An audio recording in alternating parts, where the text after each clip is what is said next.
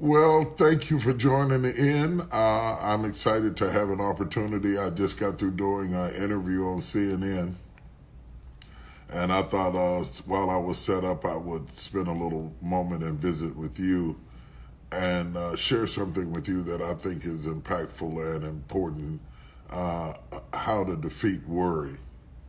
And you might not need this today. You might not need it right now. You might not need it for what you're going through. But sooner or later, all of us go through times in life that are hard to bear, that are difficult, that sometimes bring you to your knees, that sometimes keep you up at night, sometimes gives you indigestion, sometimes affects your emotional well-being, your mental well-being, and even affects your spiritual well-being. In fact, worry is such a powerful thing, it can actually ultimately affect your physical well-being. So what's going on in your head will affect what's going on in your body. And you need to understand that it's sometimes the worry is more lethal than what you're worrying about. I'm going to say that again. The worry is more lethal than what you're worrying about. You're worrying about something that often can be fixed, but while you're worrying about it, it's doing all kind of damage to you. And the difficult thing about being worried, especially when you're a spiritual person, is sometimes you don't even want anybody to know that you're worried about it. You feel obligated to maintain this facade that suggests that nothing bothers you, nothing gets to you. You turn it all over to the Lord in prayer, and all of that's wonderful and all of that's good. But if you live long enough, if you just live long enough, you will go through some things that will try your heart, that will bother you. If you have children, if you have a marriage, if you have a business, if you have a company, if you're pastoring a church, if you're leading a flock, you'll find yourself in situations of being overwhelmed. And often at the moments that you feel overwhelmed, there's little to nobody to turn to, and you find yourself feeling really, really frustrated. I just posted something on Instagram. It's not my last post, but the one right before that, where I talk about 5 things that you can do that will help you with worry. And if you get a chance, run over there and look at them as a video, and then beneath the video, I talk about these 5 points. But in that format, I couldn't elongate and talk about it to the depth that I would like to. And so I thought I would jump on here in case there are people that are worried. And I'm not just talking about the pandemic, though that is certainly a backdrop for worry. But life doesn't stop because of the pandemic. So that doesn't, bills still continue to come. Marriages are still in trouble. Domestic violence is going up.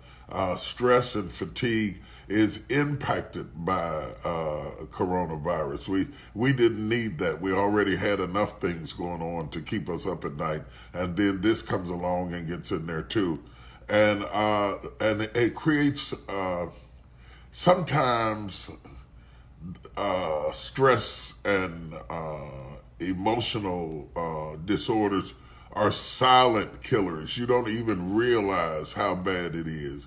And then other times you do realize. I see one of you talking about having a loved one in ICU. That's the kind of thing where it's traumatic, not only for the patient, but for the family. It's traumatic for your lifestyle. It disrupts everything going on in your life. It's traumatic emotionally because you have a certain amount of fear. You don't want to lose them. You're trying to walk in faith, and then you're criticizing yourself when you're not walking in faith, and you start going over and over and over and over again in your mind. And I wanted to list some things here. I listed 5 things you can do to maintain productive thinking. And number 1 is don't waste time on whose fault it is in a crisis. Blame doesn't fix anything. I never will forget, years ago, I was in West Virginia, and I came down I was riding my car over top of a mountain, and when I came over the mountaintop down into the valley, there was a terrible, terrible wreck. And I pulled over to the side of the road. I was a very young man. I pulled over to the side of the road, ran over to the car. The guy's windshield was busted. His head was bleeding. He had various lacerations. He was barely conscious. And I said to him, "Do you want me to call the police?" And he said, "No, call an ambulance." And it was an amazing thing that I will never forget, but it was a life lesson for me. He wasn't worried about who was to blame, who was at fault, who was going to get a citation. He just wanted to get better. So many times we have a tendency to focus on who to blame, not realizing that all the energy you're spending on blaming and trying to figure out who's right and who's wrong and proving that you were right and this shouldn't have happened to you and whatever it is that went on in your life, you're calling the police when you ought to call an ambulance. And so I tell you how ineffective blame is, even if you're blaming yourself. It doesn't matter who caused the wreck. It matters that I'm wrecked and my head is bleeding, and you have to prioritize when you're under attack what is most important and focus your energy on that. And blame is not important. Blame never fixed anything. So my first point, I'm going to say it again in case you're writing it down. Don't waste time on whose fault it is in a crisis. After the crisis is over, we might have a discussion about how to prevent this from happening again. We might get down to whose fault it was, and generally a lot of times fault is broad enough to be shared. A lot of times when you find out there's your side to the story, there's their side to the story, and then there's what really happened. So we don't have time to waste time on an analysis of fault when you're in a crisis. And I hope this helps somebody. Number two, if you find yourself spinning your wheels mentally, give your mind a break. Come back to it after some rest. Rest restores the mind to restoration. Okay? There's a reason restoration is called restoration. Sometimes you get to the point that if you're in a situation and you're going through a test and you find yourself spinning your wheels mentally, and I call it that because, again, in West Virginia, you would get stuck in the snow somewhere, and I don't care how much you put the pedal down, I don't care how bad you needed to go there, those wheels would turn and turn and turn, but that car was not moving because you were just spinning your wheels. And that's what worry is spinning your emotional wheels. You're going through the same thoughts over and over and over and over again, and you're just spinning your wheels. You're not getting any further. And I'm telling you something right now. You can spin your wheels for years. I've literally seen people who kept thinking about the same thing over and over again and thinking about it the same way and never gaining any ground and never stopped doing it and do that for years.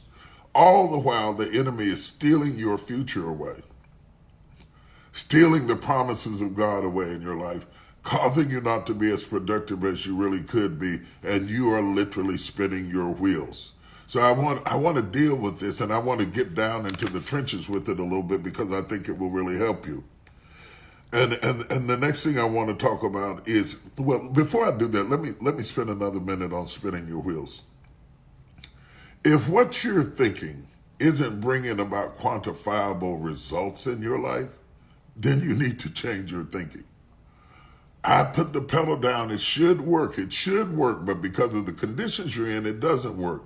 So you have to change the way you're doing things. Just pressing and putting more pedal down to the metal is not going to get you out of the ditch, no more than rehearsing the same thing over and over again. Some people don't know that they're not moving forward because they never measure their life.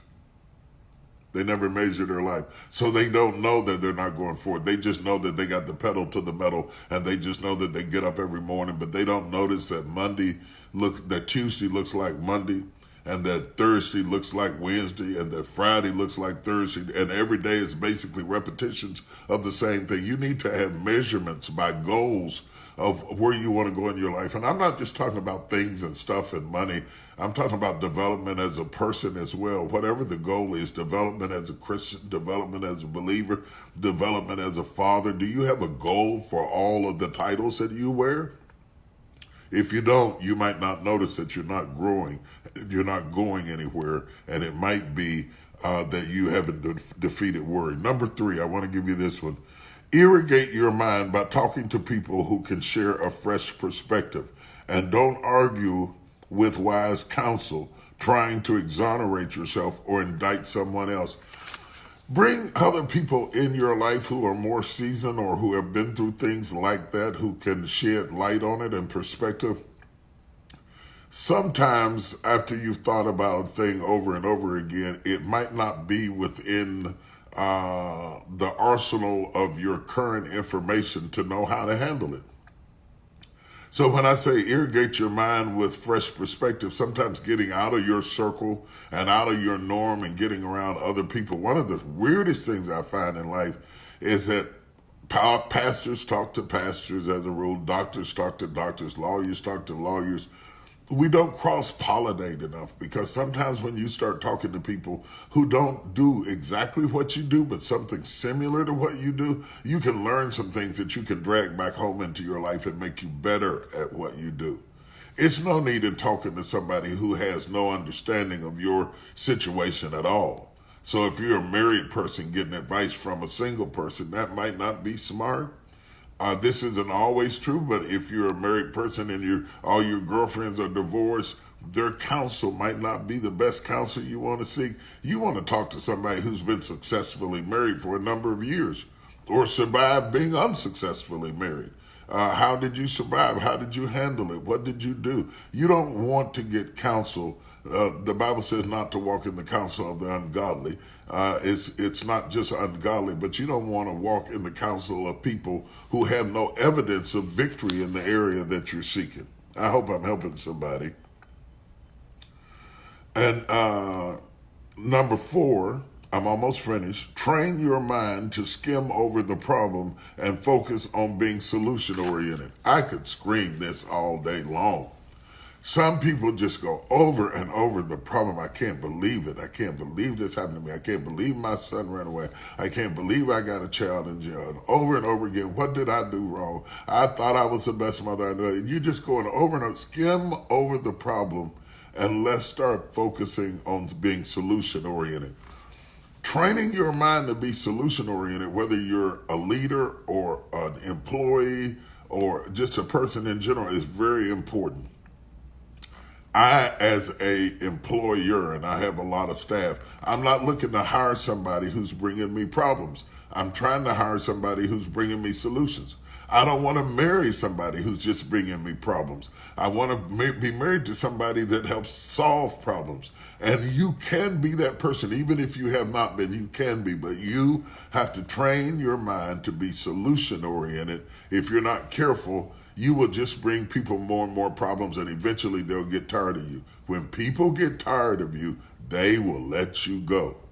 So I hope you hear this, because this is important. It has separated mothers and daughters and fathers and sons, members from pastors, pastors from members. It'll tear up anything. People eventually wear out when all you got is bad news. So you want to train your mind to be solution-oriented. All right. How can I resolve it? How can I make it better? How can I fix it? Not just bringing people more and more burdens. Number 5, some things are beyond your control. You have to know when it's over your head, and not let your ego make you insist on I can handle it when you can't handle it. Some things are out of your control. For instance, this coronavirus is out of my control. Yes, I can wash my hands. Yes, I can practice social distancing. Yes, I can stay at home if I need to stay at home. Those things I can do. But what I'm seeing on CNN that's happening all over the world, I cannot do anything about that. I can't fix that. And so to carry that cross around as if I ought to do something, it just adds to my stress and my unhappiness. What do you do when you recognize that some things are out of your control? You turn them over to God. You pray for the people. You pray for the situation. You pray for yourself. You do everything you can to distance yourself from being a victim of the problem. But you can't fix that. Somebody dies, you can't raise them, no matter how much you love them. You can't fix that. Some things are out of your control. Know your limitations, so that you don't spend your time worrying and feeling guilty about things you absolutely cannot fix. It's raining. I can't do nothing about that. I'll get an umbrella. I'm going on out there, but I can't stop the fact that it's raining. Somebody doesn't want to love you. They don't want to be with you. You cannot make people love you. Some things are out of your control. Turn it over to God. Yes, it hurts. Yes, it's painful. Yes, it's sad. Yes, you feel depressed. All of that. I'm not saying that you're not human and you don't have pain. You absolutely do. But you cannot make people love you. And it's not always your fault when things don't work out. So learn what you can learn from it. Correct what you can correct so you can be the best version of yourself that you want to be. Turn the rest of it over to God and keep it moving. I wanted to spend some time with you today, encouraging your heart. I think it is such a temptation to allow worry to overwhelm you when you look at your problems and your family's problems and the problems on the job or the lack thereof, and you turn on the TV and you're looking at national and global and political problems. It is so easy to get so inundated in trouble that you can't get out.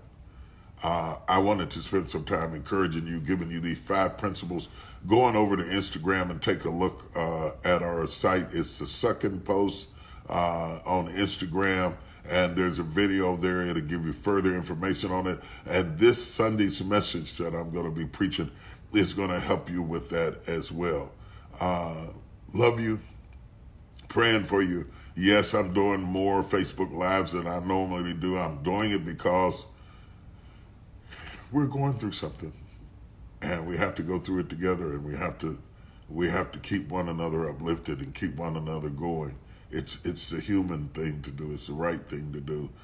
It's the thing that I'm called to do, and I'm glad to serve. I hope you enjoy the stream. We are still streaming. We are up and running. No, there's not a crowd in the building, but the building is filled with angels and the presence of the Holy Spirit, and I just keep right on preaching. I grew up preaching to empty rooms. That's not strange to me.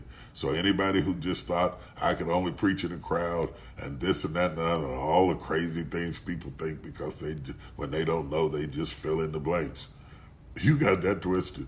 I can preach right now in this room with just me and you. I can preach in a room with 3 people. When God calls you to preach, you just preach. I love you. I'm here because I care. I hope you'll join the stream. If you're not streaming another ministry, I want to invite you to stream us 9 a.m. on Sunday mornings, Central Standard Time, Wednesday night Bible class, 7 p.m. The church is still up and it's still going and it's still running. We're just doing it a different way. And God is shaking us out of our comfort zone. I've been preaching about that for 8 months, seems like to me, about being out of your comfort zone. But Lord knows I didn't know that this was coming to shake us out of our comfort zone. But God has got us out of our comfort zone, and we have to be innovative and we have to be creative. But we cannot sit here and die. Do not worry. That's what this is all about. Do not worry. It just doesn't fix anything. I'm not saying you don't have something worth worrying about. I'm not saying you don't have problems. It just doesn't fix anything. Let's be solution oriented. Let's make decisions. Let's keep it moving. And if you're in a situation where you can't move, survive it. If you lost a loved one, you can't raise them, you can't fix it, and your heart is broken, and you're wondering why, God, don't waste time on why. Focus on surviving it. Grief is something you have to survive because you can't fix it. So remember point number 5, turn that over to God. I love you. I'm praying for you. I'm here for you. Bishop T.D. Jakes, Potter's House of Dallas, signing out. Take care. Peace.